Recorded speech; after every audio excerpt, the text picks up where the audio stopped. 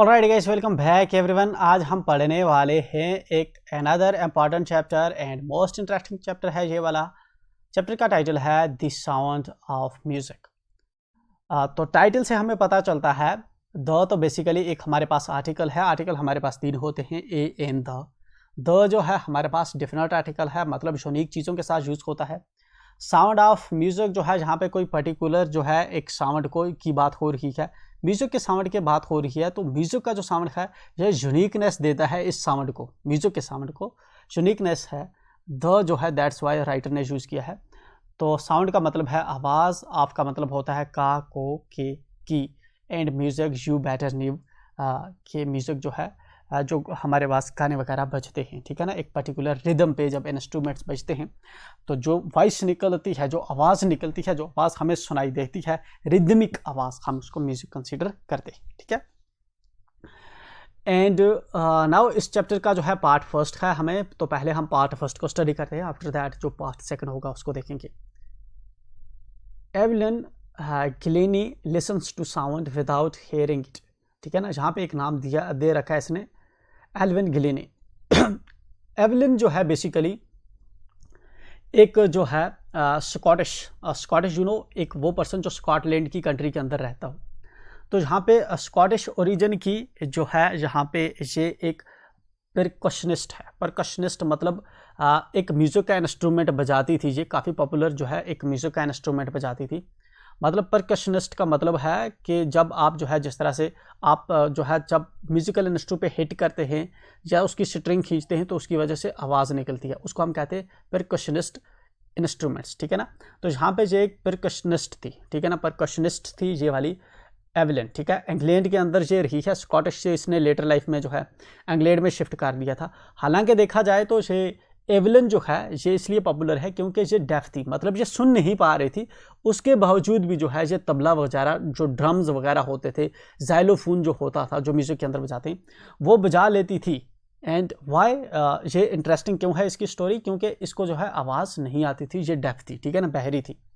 Lessons to sound without hearing it, ये जो है साउंड को सुन पाती थी बिना सुने ही, क्योंकि मैंने पहले बताया कि इसकी जो ये जो है फुल्ली जो है हेयरिंग इम्पेयरमेंट थी इसको, मतलब कि कानों से सुन नहीं पा रही थी, बहरी थी, बट फिर भी जो है ये साउंड को सुन पाती थी। लिसन, उनको सुन पाती थी, कैसे सुन पाती थी वही चीज़ हम जो है चैप्टर के अंदर देखेंगे, ठीक है ना। विदाउट हेयरिंग इट, बिना सुने, मैंने बताया कानों की तो इसको प्रॉब्लम थी एवलिन को, बट स्टिल ये जो है ये ज़ाइलोफोन ड्रम्स वगैरह बजाती थी, ठीक है। तो इसकी स्टोरी काफ़ी इंटरेस्टिंग है, स्पेशली काफ़ी इंस्पायरिंग है ये वाली स्टोरी। ये स्टोरी हमें सिखाती है अगर हमारे पास कोई चीज़ नहीं है, कुछ लोग जिस तरह से ये खुद डिसेबल होने के बावजूद भी इसने ज़िंदगी के अंदर एक बहुत बड़ी अचीवमेंट हासिल की, इन ए सिमिलर वे अगर हमारी ज़िंदगी में कोई प्रॉब्लम या परेशानी चल रही है तो वी हैव एम्पल अपॉर्चुनिटीज़ कि हम उनको ओवरकम कर सकते हैं। देयर इज़ ऑलवेज अल्टरनेटिव, ठीक है ना। हर चीज़ के लिए जो है हमेशा हमारे पास एक अल्टरनेटिव होता है। We should never be getting stuck in one stuff, ठीक है ना। हमें किसी एक पर्टिकुलर चीज़ में हमेशा रुके नहीं रहना चाहिए। Always remember, even wrote it down somewhere कि there will always be alternative, ठीक है ना। देयर आर ऑलवेज अल्टरनेटिव, जब भी कभी प्रॉब्लम हो तो यहाँ पे अल्टरनेटिव होते हैं। Don't let down yourself, keep moving, okay. So चलिए हम अब पढ़ते हैं बिफोर यू रीड। इससे पहले हम चैप्टर को पढ़े जहाँ पे इसने हमें जो है कुछ हमसे पूछ रहा है, हमसे बातें कर रहा है, ठीक है ना। चलिए हम देख लेते हैं क्या बातें हमसे हो रही हैं। गॉड में हैव टेकन हर हेयरिंग, खुदा ने जो है जो खुदा है उसने उसकी जो हेयरिंग है, जो उसकी जो सुनने की क्षमता है, उसको टेकन हार का मतलब है उसकी चली गई है, मतलब उसके पास खुदा ने उसको दी नहीं, उससे छीन ली है। उसकी जो सुनने की क्षमता थी वो खुदा ने जो है ले ली है वापस।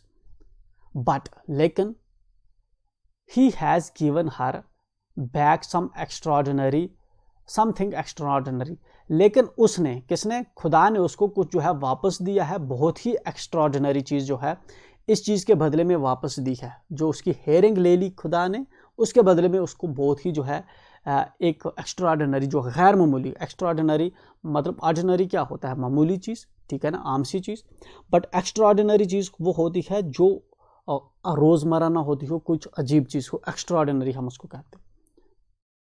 What we hear she feels, ठीक है ना, क्या एक्स्ट्राऑर्डिनरी चीज़ उसको मिली है एवलिन को? वो मिली है जो चीज़ हम सुनते हैं।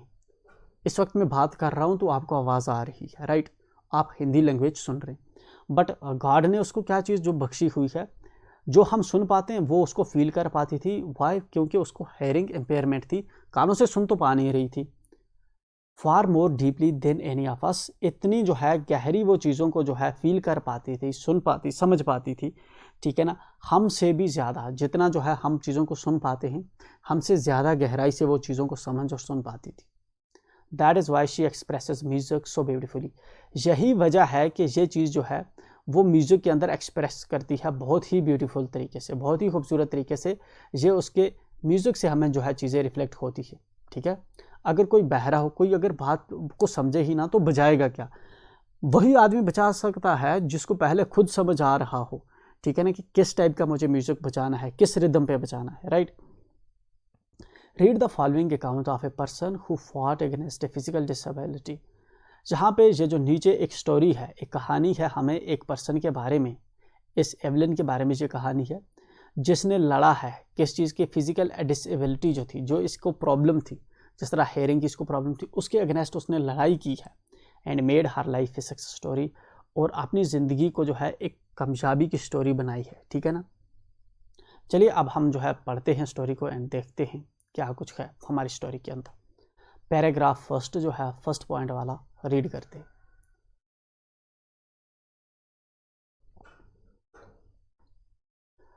Rush hour crowds jostle for position, ठीक है ना।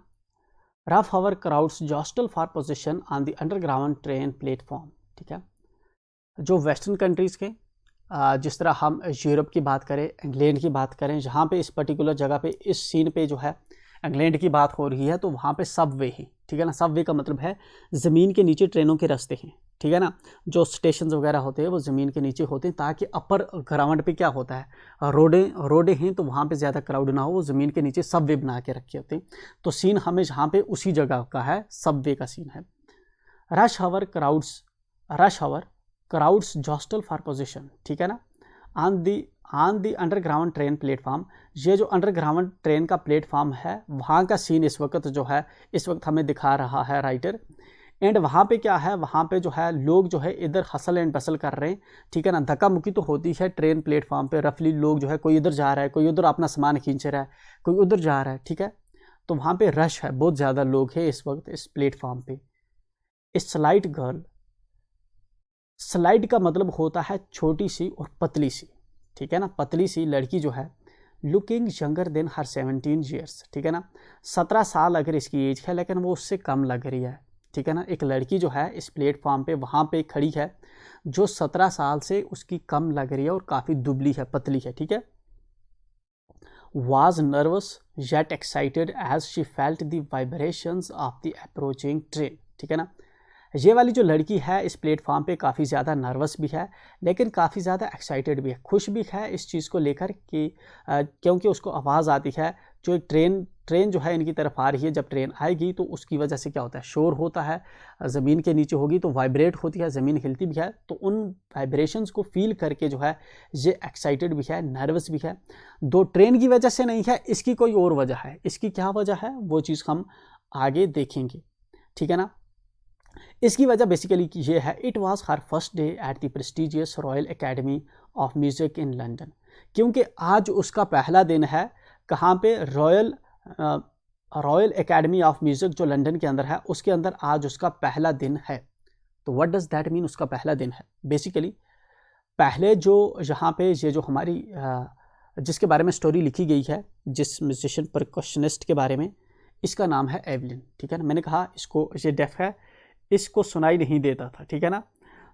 तो उस वजह से ये है, पहले एक्चुअल में कहाँ रहती थी, पहले ये स्कॉटलैंड की रहने वाली है। तो स्कॉटिश एक कंट्री है, तो स्कॉटलैंड के अंदर रहती थी। वहाँ पे जनरली क्या है, वहाँ पे एक देहाती एरिया है, ठीक है ना। वहाँ पे ज़्यादा लोग खेती किसानी करते हैं, फार्मिंग करते हैं। तो उसके बाद जो है इस लड़की ने एडमिशन ले लिया रॉयल एकेडमी जो इंग्लैंड के अंदर है। तो स्कॉटलैंड से जब ये इंग्लैंड में आई पहली बार जब आएगी तो जाहिर सी बात है एक बड़ी सिटी में जब आदमी मूव करता है गांव वाला तो काफ़ी ज़्यादा नर्वस फील करता है, स्पेशली जब आप डिसेबल हों, जब आपको सुनाई ना देता हो तो आपको ज़्यादा दिक्कत होगी। तो दैट्स वाई ये वाली जो है काफ़ी नर्वस भी है एंड एक्साइटेड। नर्वस इस वजह से है कि इसकी जो है एक रूरल एरिया से आज सिटी के अंदर आ रही है, कैसे आगे इसका टाइम निकलेगा। एक्साइटेड इसलिए है कि क्योंकि इसकी ज़िंदगी का एक सपना पूरा होने जा रहा है और रॉयल म्यूज़िक जो एकेडमी है लंदन की उसके अंदर इसको एडमिशन मिल चुका है और वहाँ पे आज जा रही है। तो आज यहाँ पे जो है prestigious royal academy of music जो लंदन की है उसके अंदर इसका पहला दिन है। एंड डांटिंग है ना फॉर एनी टीनेजर, ठीक है ना। और ये काफ़ी फ्राइटनिंग है। डांटिंग मतलब डरावना, डांटिंग का मतलब होता है डरावना है। ये काफ़ी जो है काफ़ी डरावना है क्योंकि एक टीनेजर जो है जो फ्रेश आई है कहाँ से, स्कॉटिश फॉर्म से। स्कॉटलैंड के अंदर क्या है, वहाँ पे खेती किसानी होती थी, वहाँ से कोई सिटीज़ के अंदर आएगा और रॉयल एकेडमी के अंदर जाएगा तो काफ़ी जो है उसके लिए मतलब डरावना लगता है जी। But this aspiring musician faced a bigger challenge than most, ठीक है ना। लेकिन ये जो एस्पायरिंग म्यूजिशियन है, एक ऐसी म्यूजिशियन, ठीक है ना, जो म्यूजिशियन बनना चाहती है, ठीक है ना, एक ऐसी पर्सन जो म्यूजिशियन बनना चाहती है तो इसके लिए जो है इसको aspiring musician faced a bigger challenge than most, ठीक है ना। इसने जो है एक बड़ी चैलेंज को ओवरकम किया है। ये तो कोई छोटी चैलेंज है, ठीक है ना, मतलब यहाँ पे बड़ी सिटी के अंदर रहना तो इतनी बड़ी चैलेंज नहीं है, लेकिन ये अपनी ज़िंदगी में एक बड़ी चैलेंज को ओवरकम कर रही है। वो बड़ी चैलेंज इसकी ज़िंदगी का क्या है, शी वॉज प्रोफाउंडली डेफ, ठीक है ना। ये पूरी तरह से बहरी है, मतलब सुन नहीं पा रही। डेफ का मतलब है बहरा होना। तो सबसे ये मगर अगर इस चीज़ को ओवरकम कर रही है, ठीक है ना, तो यहाँ पे रह भी लेगी, ठीक है।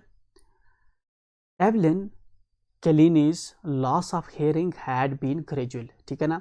जहाँ पे अभी हमें जो है इस म्यूजिशियन का जो है मैं नाम बता रहा है राइटर, इसका नाम है एवलिन गिलीनीज। जो इसकी जो हेयरिंग थी, जो ये इसके अंदर बहरापन आया है, ये धीरे धीरे आया है। हैड बीन ग्रेजुअल मतलब सडनली जो है ये बहरी नहीं हो गई थी, धीरे धीरे जो है इसको सुनना कम होते होते कम हुआ है। Her mother remembers noticing something was wrong, ठीक है ना। उसकी माँ जो है उसको याद है, वो नोटिस करती थी कि उसकी बेटी जो है उसके साथ कुछ गलत हो रहा है। When the 8-year-old Evelyn was waiting to play the piano, ठीक है ना, जब 8 साल की ये जो एवलिन थी जब वेट कर रही थी पियानो बजाने के लिए, they called her name and she didn't move, ठीक है ना। जहाँ पे उसकी माँ ने जो है उसको आवाज़ लगाई लेकिन उसने मुँह नहीं किया। तो उसी वक्त जो है, ठीक है ना, एक इंसिडेंस जो है हमें बता रहा है जहाँ पे राइटर कि उसकी माँ को पहले से पता चल रहा था कि उसकी बच्ची के साथ कोई प्रॉब्लम हो रही है सुनने की। जब 8 साल की थी उस वक्त एक बार क्या होता है कि ये जो है वायलिन जो है क्या कर रही थी, वायलिन बजाने के जब पियानो बजाने के लिए वेट कर रही थी तो उसकी माँ ने उसको कॉल किया था, उसको आवाज़ लगाई थी, उसको पुकारा था, लेकिन वो अपनी जगह से हिली नहीं थी। क्यों नहीं हिली होगी? क्योंकि उसको आवाज़ ही नहीं आई होगी। I suddenly realise she hadn't heard. तो उसकी माँ बताती है कि मुझे उस वक्त अंदाज़ा हुआ, अचानक मुझे अंदाज़ा हुआ कि उसने जो है नहीं सुना। सेज एसाबिल गैलिनी, इसकी मदर का क्या नाम है, एसाबिल गैलिनी, वो ये चीज़ बता रही है, ठीक है ना। उसने जब 8 साल की थी तब नोटिस किया था। For quite a while Evelyn manage to conceal her growing deafness from friends and teachers, ठीक है ना। कुछ अरसे के लिए, फॉर क्वाइट ए वाइल, कुछ अरसे के लिए एवलिन जो थी, ये जो लड़की थी, इसने जो है मैनेज किया। क्या मैनेज किया? छुपाना। किस चीज़ को छुपाना? अपनी जो उसकी ग्रोइंग डेफनेस थी, जो उसका जो बहरापन उसके अंदर आ रहा था, कुछ टाइम के लिए उसने छुपाया अपने दोस्तों से और अपने टीचर्स से। जब आपको कोई प्रॉब्लम हो जाती है तो सबसे पहले आप क्या करते हैं? अपने दोस्तों से उसको हाइड करते हैं, उससे छुपाते हैं, ठीक है ना। क्योंकि दोस्त जो होते हैं वो आपकी बात को समझते नहीं, वो बहुत छोटे होते हैं, सेंसिटिव जो होते हैं, उसको पता नहीं कि आप उसकी वजह से हर्ट हो सकते हैं, ठीक है ना। अगर उस आपके दोस्त को पता चलेगा कि आपको कलर नहीं डिफ्रेंशिएट कर पा रहे, फॉर एग्जांपल आपको जो है रेड कलर का पता नहीं चल रहा या ग्रीन कलर जो है आपको नहीं दिख रहा, ठीक है ना, तो आपको क्या करेंगे? दूसरे बच्चे जो हैं वो आपका मजाक उड़ाते हैं। दैट्स वाई आप जो है अपनी प्रॉब्लम दूसरे बच्चों को नहीं बताते। ठीक इसी तरह ये बहरी हो रही थी मगर ये अपने दोस्तों और टीचर से ये बात छुपाती थी, ठीक है। But by the time she was 11 है, लेकिन उस वक्त जब वो 11 साल की हो गई, her marks had deteriorated and her headmistress urged her parents to take her to. तो उसके जो मार्क्स थे वो कम होने शुरू हो गए, क्योंकि ये सुन ही नहीं पा रही थी। जब सुनेगा नहीं क्लास के अंदर कोई बच्चा तो वो लिखेगा ही क्या? उसके मार्क्स जो थे वो कम होते जा रहे थे। डिटेरियोरेट का मतलब है कम होना, घटने शुरू हो गए थे। एंड हर हेड मिस्ट्रेस, और उसकी जो हेड मास्टर थी, हेड मास्टर उनकी कौन थी? एक औरत थी। हेड मिस्ट्रेस का मतलब है हेड मास्टर जिस तरह हमारा होता है, ठीक है ना, इस तरह हेड मिस्ट्रेस का मतलब है कि जो आपकी प्रिंसिपल थी, जो हेड मास्टर थी स्कूल की, वो एक औरत थी। तो हेड मिस्ट्रेस जो है उसने इसके पेरेंट्स को बताया, ठीक है ना, किसके, एवलिन के पेरेंट्स को बताया, क्या बताया, to take her to a specialist, कि ये वाली जो आपकी बच्ची है इसको किसी स्पेशलिस्ट के पास लेकर जाओ, इसको इशू है, ठीक है। It was then discovered that her hearing was severely impaired, ठीक है ना। उसके बाद ये चीज़ का पता चला, डिस्कवर हुई ये चीज़, मतलब कि discover, now here we have two words, one is discover and other is invented, ठीक है ना। एक चीज़ होती है हमारे पास इन्वेंट एंड दूसरी होती है डिस्कवर, ठीक है। What does we mean by invent and discover, दोनों वर्ड जो हैं सेपरेट है, ठीक है ना। इन्वेंट का मतलब होता है जब कोई चीज़ जो है पहले से एग्जिस्ट नहीं कर रही हो, नई आपने पता लगाई है, दैट इज़ इन्वेंट, ठीक है ना, दैट इज़ इन्वेंट। कोई चीज़ आपने, जिस तरह से कंप्यूटर पहले नहीं था, आपने नया बनाया, दैट इज़ इन्वेंट, ठीक है ना। डिस्कवर का क्या मतलब होता है, जिस तरह से जो है लैक्टोबैसिलस एक बैक्टीरिया है एंड आज तक किसी को पता नहीं था एंड आज ने जो है आज उसको जो है खोज निकाला कि ये वाला बैक्टीरिया है, लेकिन चूंकि आपको लेट पता चला, बट ये चीज़ जो है पहले से ही थी, ये वाला बैक्टीरिया पहले से ही रह रहा था, आज आपको लेट पता चला है, तो दैट इज़ डिस्कवर, ठीक है ना। यहाँ पे जो है इसको हेयरिंग एम्पेयरमेंट पहले से थी, आज जो है इसका पता चला जब इनको जो है हेड मिस्ट्रेस ने बताया कि इसको एक जो है उसके पास, डॉक्टर स्पेशलिस्ट के पास लेकर जाओ।